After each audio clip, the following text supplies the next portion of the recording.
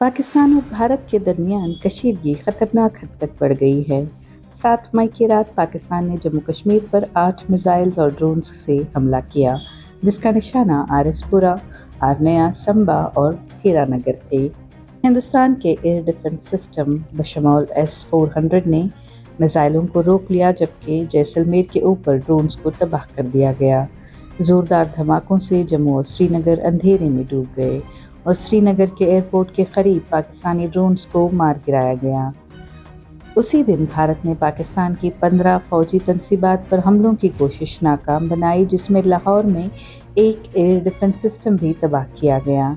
ये पाकिस्तान का भारत के ऑपरेशन सिंदूर के खिलाफ जवाबी हमला था, जिसमें पाकिस्तान और मकबूजा कश्मीर में 9 दहशतगर्द ठिकानों को निशाना बनाया गया और 100 से ज़ायद दहशतगर्दों को हलाक किया गया, जिनमें जैश-ए-मोहम्मद का IC-814 हाईजैक का मास्टरमाइंड अब्दुल रऊफ अजहर भी शामिल था।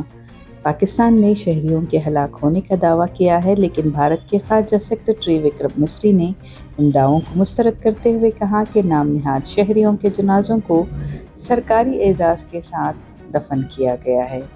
ये वाज़ेह सबूत है कि वो दहशतगर्द थे। पाकिस्तान की फ़ौज ने दावा किया है कि उसने लाहौर, गुजरांवाला और बहावलपुर समेत 25 भारतीय ड्रोन्स मार गिराए हैं, जिसमें 3 शहरी हलाक हुए हैं। इस बीच लाइन ऑफ कंट्रोल पर शदीद गोलाबारी से 16 शहरी हलाक हुए हैं। सरहदी रियासतें हाई अलर्ट पर हैं। पंजाब के गुरदासपुर में 8 घंटे का ब्लैकआउट नाफिज किया गया, जबकि राजस्थान और पंजाब में स्कूल बंद कर दिए गए। फिरोजपुर में BSF ने एक पाकिस्तानी दरअंदाज को हलाक किया। कराची में भारत के मुमकिन जवाबी हमलों के खौफ से स्टॉक मार्केट 6% से ज़ायद गिर गई है। भारतीय हुकूमत ने कौमी सलामती के पेश नज़र पाकिस्तानी मवाद को OTT प्लेटफॉर्म्स पर बंद कर दिया है। वज़ीर दिफा राजनाथ सिंह ने पाकिस्तान को मज़ीद जारहियत की सूरत में मुनासिब जवाब देने की धमकी दी है।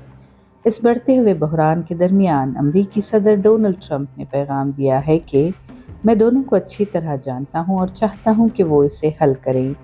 वो एक दूसरे के खिलाफ कार्रवाइयां कर चुके हैं, उम्मीद है अब वो रुक जाएंगे।